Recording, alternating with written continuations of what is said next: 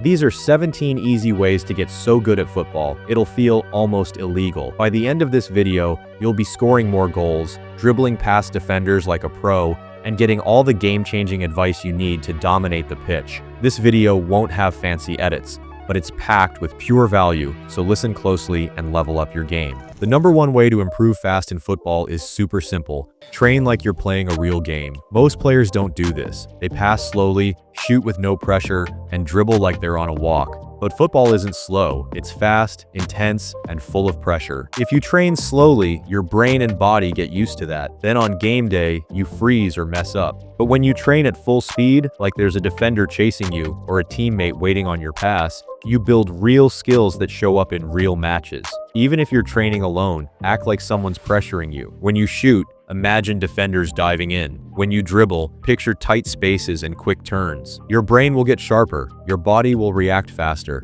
and your confidence will grow big time. Yes, slow training has its place, especially when learning new skills. But if you already know the basics, you need to push the pace. Why? Because in games, you have to think and move fast. That only comes from practice under pressure. So stop going through the motions. Don't just show up. Show up with purpose. Every drill should feel like you're fighting to win. Every rep should feel like a match moment. You don't need to train for hours. You just need to train smart. Fast improvement doesn't come from doing more. It comes from doing it right. Train at game pace, and you'll play like a game changer. The second game-changing tip to level up fast in football is to train with a plan. If you just show up, kick the ball around, maybe shoot a little, maybe juggle, and then head home thinking you've trained. Let's be real, that's not training. That's just wasting your time. And wasting time doesn't mean you're improving. If you're serious about getting better, you've got to stop guessing and start planning. Random training gives random results, but when you show up with a clear plan, everything changes. Suddenly your time becomes powerful. You know what you're working on, you know why, and you get real results. When you step onto the pitch with purpose, knowing exactly what skills you're focusing on, how long you'll train, and why each drill matters, you start fixing your weaknesses and sharpening your strengths. You don't need a fancy coach or an expensive program. All you really need is a plan. Just grab your phone or a notebook the night before and write something simple like 10 minutes of close control dribbling, 20 minutes of first touch drills, 15 minutes of shooting at game speed. Now, you're training like a pro. And here's the best part. Having a plan keeps you motivated. You won't waste time wondering what to do next. You'll stay focused, you'll train with more intensity,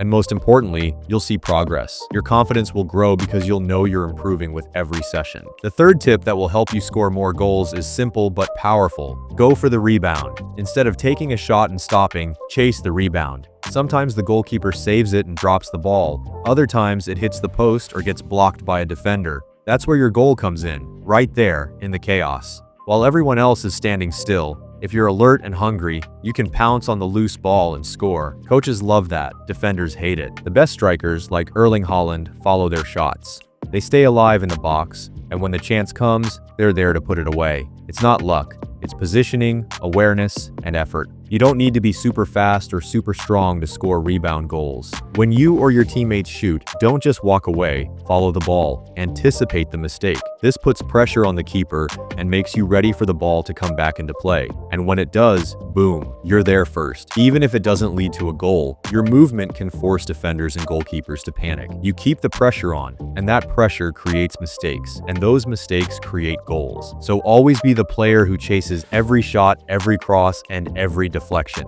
The fourth game-changing tip is to keep moving forward, no matter what happens. Whether you had a terrible game, missed a wide-open goal, lost the ball at a crucial moment, or made a decision that cost your team, it happens. Every player, even the best in the world, has bad days. But here's the difference. The best players don't let those moments define them. They learn, adjust, and move on. When you make a mistake, don't get stuck in your head. Don't waste energy feeling bad or overthinking it for hours. That won't change what happened. Instead, take a deep breath, calm yourself, and replay the mistake in your mind. Then ask yourself, what could you have done differently? What better choice was available in that moment? Write it down. That one small step turns your failure into a lesson. It becomes part of your growth, not your regret. The fifth tip, and perhaps the most important, is to learn how to communicate effectively. In football, the way you communicate can have a huge impact on your team's performance. Surprisingly, it's a skill many players overlook. Some players think communication just means shouting at teammates or yelling things like "man on," but good communication isn't about how loud you are. It's about speaking clearly at the right time with the right message. Effective communication starts with knowing your role on the field and understanding what your teammates need from you. For example, if you play as a center back, you don't just defend, you also guide your teammates. You help fullbacks know when to push up or remind midfielders when to press. You also alert your teammates about dangers, like unmarked players or incoming pressure. Essentially, you're the eyes and ears of the team. But it's not just about talking, it's also about listening. The best players give advice but also take it. Good communication also builds trust. When your teammates see you are always aware and ready to help, they feel more confident in you and in each other. This trust makes the team stronger and more coordinated, as everyone knows someone has their back. A team that communicates well doesn't just play better, it feels more united and calm, even in tough situations. The sixth tip for improving your football skills is to train your awareness on the field. In football, awareness is everything. Real awareness means knowing what's happening all around you, where your teammates are, where defenders are moving, and where the open spaces are. The best players in the world aren't just good with the ball, they're always scanning the field. They're looking around even when they don't have the ball. They already know what their next move is before the ball even comes to them. That's what makes their game look so smooth and smart. So, how do you build that kind of awareness? Easy. Practice scanning. One of the most effective things you can do is simple scanning drills.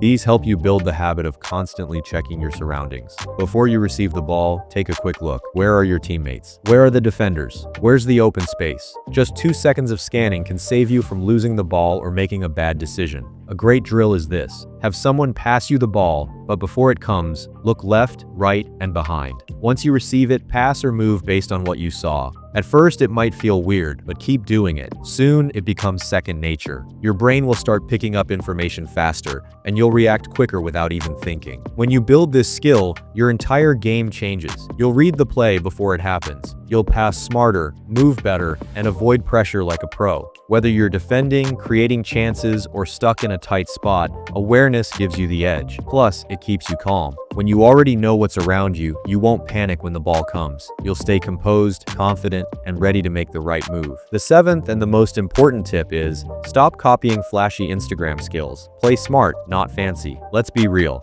Scrolling through Instagram, it's easy to get hyped watching someone do 5 spins and a rainbow flick. But when you try that in a real match, boom, lost the ball, lost the moment. These tricks might look cool online, but they rarely work when you're up against real defenders who don't care about your highlight reel. Instead, stick to moves that actually work. Stepovers, drag backs, body feints. Simple, sharp, and effective. These are the moves that top players use every single game. They're not trying to impress the crowd, they're trying to win. And guess what? Coaches notice that. You make fewer mistakes, you stay in control, and you stand out for the right reasons. Football isn't a performance. It's not about looking good, it's about playing good. You're not in FIFA Street. The eighth and game-changing tip is to develop a strong, weak foot, and it can completely transform how you play football and how defenders see you on the pitch. If you rely mostly on your dominant foot, whether right or left, that's natural, but it also makes your moves more predictable. Defenders can easily guess which way you will go or how you will shoot or pass. Sometimes they even force you to use your weaker foot by blocking your stronger side. But if your weak foot becomes just as strong as your dominant one, you become unpredictable and unstoppable. Coaches love players like that, and defenders hate them.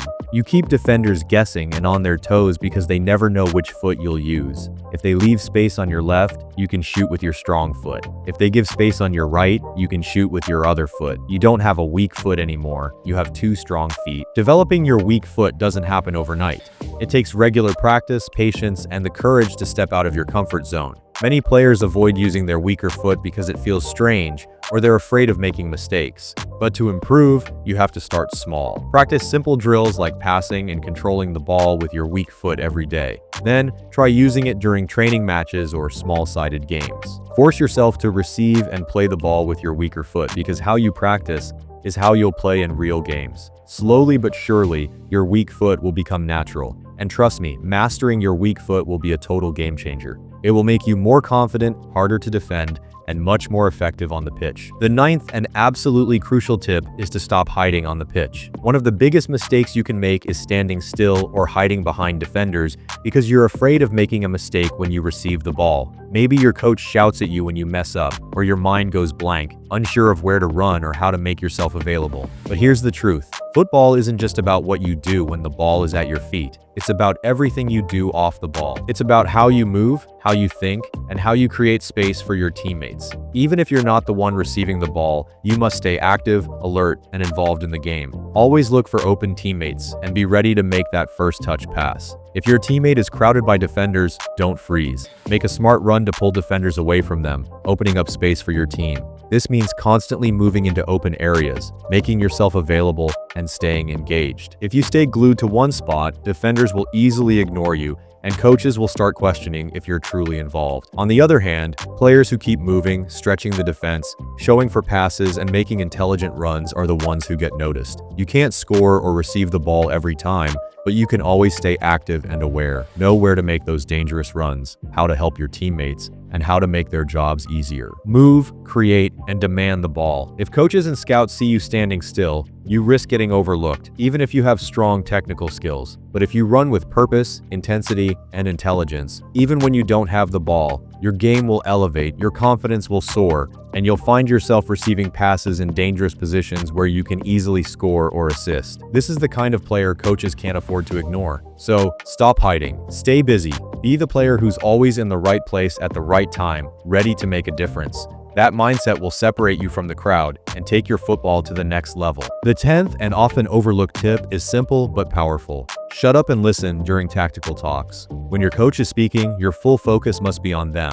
No chatting with teammates, no joking around. Show professionalism. This is your moment to prove you're serious about football. Coaches love players who aren't distracted, don't act like clowns, and actually pay attention. When you listen closely to tactics, formations, and game plans, you show respect and maturity, qualities coaches trust. They might even start asking for your input on team decisions or consider you for leadership roles like captain. That only happens if you prove you're attentive and respectful. Understanding the coach's plan means you'll play smarter, make better decisions, and impress them more. It's simple. Be eager to learn, stay focused, and leave the ego behind. That's how you move up in the game, not by talking over everyone or thinking you're the best without putting in the work. The 11th and most underestimated tip is to use your arms like a pro. Honestly, hardly any YouTuber talks about this, and even many coaches overlook it. But this tiny detail can make a huge difference on the pitch. When you learn how to use your arms properly, you gain a serious edge over defenders. Smart players treat their arms like another tool, just as important as their feet. Now, I'm not saying you should foul or throw elbows. Instead, use your arms to shield the ball, create space, and subtly unsettle opponents just enough to gain control. It's all about timing and finesse, not brute force. Of course, when you first try this, mistakes happen. You might accidentally foul an opponent, or even get fouled yourself. That's normal and part of the learning process. The best players master the balance. Strong, confident, but always clean. You can practice this by training your arms as an extension of your body, learning to control space and keep defenders guessing. Nail this subtle skill, and you'll level up your physical game in ways most players don't even realize. The 12th and surprisingly powerful tip is to carry a foam roller or resistance band in your football bag. If you want to join the top 1% of players, start doing what 99% of them aren't, taking your recovery seriously. Most players focus only on drills, touches, and shooting, but they completely ignore recovery. That's a mistake, because how your body recovers directly affects how you perform. Tired, tight muscles lead to sloppy touches, slow reactions, and even injuries. On the flip side, a recovered body moves better, reacts faster, and feels lighter. That's what gives you the edge. Recovery isn't something you only think about after a match or when your legs are sore. It needs to be part of your daily routine, just like your shooting practice or dribbling drills. 5 minutes of foam rolling before or after training can dramatically improve how your muscles feel and how your body moves. It reduces tightness, increases flexibility, and helps blood flow to key areas, meaning you stay fresher and sharper for longer. Foam rollers are magic for areas like your quads, calves, glutes, and hamstrings. Basically, all the power muscles you rely on in a match. Just spend 30 seconds per muscle group and you'll feel the difference. Resistance bands, they're incredible for activation. Before a session, use them to fire up your hips and glutes so your body's actually ready to explode into sprints or change direction fast. Think about it. During a match, you sprint, stop, change direction, jump, tackle, fall, get back up, and sprint again, all while trying to keep control of the ball. That's a lot of load on your body. Without proper recovery, your muscles tighten up, your joints take more stress, and you risk injury. And when injury hits, you're off the pitch, sometimes for weeks or even months. That kills momentum. It kills confidence. Players who take care of their bodies send a message. I'm serious. I'm not just playing football. I'm becoming a footballer. Coaches and scouts notice that. They notice the guy who brings a foam roller, stretches with intent, uses bands to activate, and takes his body seriously. That's the type of player who lasts longer, plays more, and improves faster. So, throw a small foam roller and a resistance band in your bag. Use them before and after training. Build it into your lifestyle. The 13th and absolutely essential tip is to become multifaceted in your football game. What does that mean? It means don't limit yourself to just one skill or style. If you only focus on a single thing, defenders and coaches will quickly figure you out. They'll know exactly what you're going to do next, and that makes it easier for them to stop you. To really stand out and become a valuable player, you need to master multiple skills, whether it's crossing, finishing, passing, dribbling, or making smart runs off the ball. If you think that as a striker your only job is to finish, you're missing out. Sometimes you'll find yourself wide near the wing, and that's when you need to deliver a perfect cross. And crossing isn't just about kicking the ball anywhere, it requires football IQ. If you know your teammate is good at heading, you send a high cross. If he's better with the ball on the ground, you deliver a low, precise pass. You also need to make intelligent runs, and dribbling is key. Imagine you're one-on-one against a defender near the goal. If you rely only on finishing, your shot could easily get blocked. But if you have good dribbling skills, you can beat the defender and create a better chance to score. Football is unpredictable. Sometimes you need to whip in a perfect cross from the wing, other times you're the one finishing in front of goal, sometimes you have to drop back to help defend, and other times you make clever forward runs to create space. Coaches absolutely love players like this because they know these players fit into any tactic or system. When a coach trusts you to cross well, shoot accurately, and make smart runs, you become someone they rely on in tough games. That means more playing time, more opportunities to improve, and faster growth as a player. Look at the best players, like Messi. He's not just a great finisher. When he plays as a winger, he can cut inside to shoot or deliver a smart cross. He's a creative playmaker who assists, dribbles, and makes intelligent runs. Great players aren't one-trick ponies. They're versatile, able to do many things. The 14th and surprisingly powerful tip is to visualize your next game every night before you sleep.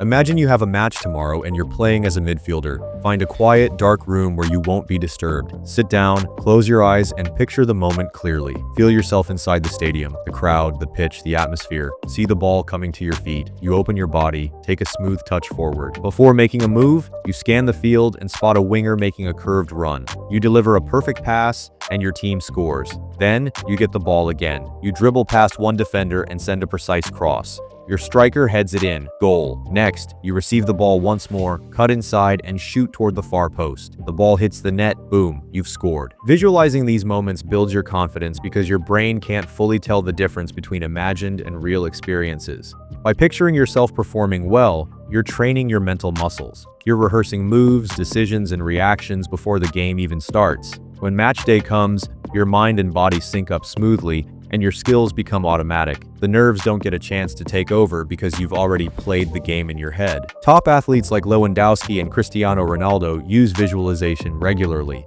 It's one of their secrets, and it's why they perform so consistently at the highest level. Yet most players, probably 99%, don't do this simple mental training. That's your edge. If you start practicing this regularly, even if it feels hard at first to stay focused, with patience and consistency, you'll notice a huge improvement. Don't underestimate the power of your mind. Close your eyes, train your brain, and watch your game rise to levels you never dreamed of, all through the small but mighty habit of visualization. The 15th, and perhaps the most crucial tip, is to master the fundamentals. No matter if you're aiming for a top academy or just trying to get into a local club, even the lowest division academies won't give you a chance if your basics aren't solid. Controlling the ball, making accurate passes, having a clean first touch, these are non-negotiables. Without them, you won't get far. Top pros never skip working on their fundamentals, no matter how talented they are. They drill passing, rondos, and first touch over and over because these basics build the foundation of everything else. If your passing is weak, your first touch sloppy, or your shooting inaccurate, it doesn't matter how flashy you are, you'll keep missing chances and coaches will lose trust in you. The good news? Improving fundamentals is simple if you're consistent. Daily drills like passing exercises, rondos, and small-sided games force you to think faster and control the ball under pressure. This sharpens your timing, accuracy, and decision-making. Ignoring the basics is a recipe for failure. You could be the hardest worker, but if your fundamentals are poor, no team will want you on their squad. Nail the basics, and everything else, dribbling, finishing, positioning, becomes easier and more effective. Master the fundamentals, and you'll give yourself the best shot at making it as a professional. The 16th and highly impactful tip is to practice fast, first-touch passing like a pro. What does that mean exactly? When you receive the ball, you need to pass it immediately, without stopping or fully controlling it first. Sounds simple, but it's actually one of the hardest skills to master. Picture this. You get a fast pass, defenders closing in behind you, and your teammate is open. You have just a split second to scan, decide, and play the ball first time. If you hesitate or take an extra touch to control, you risk losing precious time, slowing the play down, or worse, getting tackled and losing possession. For strikers, it's even more crucial. Imagine you drop back to get the ball from midfield. Spot your winger sprinting wide, but you control the ball too long. By the time you try to pass, your winger is offside or the chance is gone. That's the difference between being average and standing out. You can train this by passing against a wall. Instead of stopping the ball and then passing, practice one-touch passes. Control it just enough and push it right back immediately. Gradually add speed and pressure, then take it to training sessions and matches. Coaches and teammates will notice a player who moves the ball fast and keeps the game flowing. First touch passing is a game changer. Master it, and you'll look quicker, smarter, and much more dangerous on the pitch. The 17th and absolutely game-changing tip is to improve your football IQ. Forget fancy tricks for a moment. What truly matters is making the right decisions at the right time. It's about knowing when to make that run to receive the ball perfectly, when to tap it in, or when to thread a killer pass. Smart choices create chances, keep possession, and control the entire flow of the game. When you think ahead and make smart decisions, you make it tough for opponents to close you down. You're not just reacting, you're playing with purpose, forcing defenders to chase shadows while you're 2 steps ahead. You can boost your football IQ even if you're not in a top academy. Here's a pro move. Sit on the bench and watch experienced players, especially those in your position. Study how they move off the ball, how they react when receiving a pass, and how they control the game. Learn from their habits and patterns. It's like getting free lessons every match day. Better decision-making means your teammates will trust you more and pass the ball to you under pressure because they know you'll make the right play. Fancy skills grab attention, but if you make poor decisions, those skills are wasted. Football IQ earns respect, and most importantly, wins games. When you master it, the spotlight naturally finds you.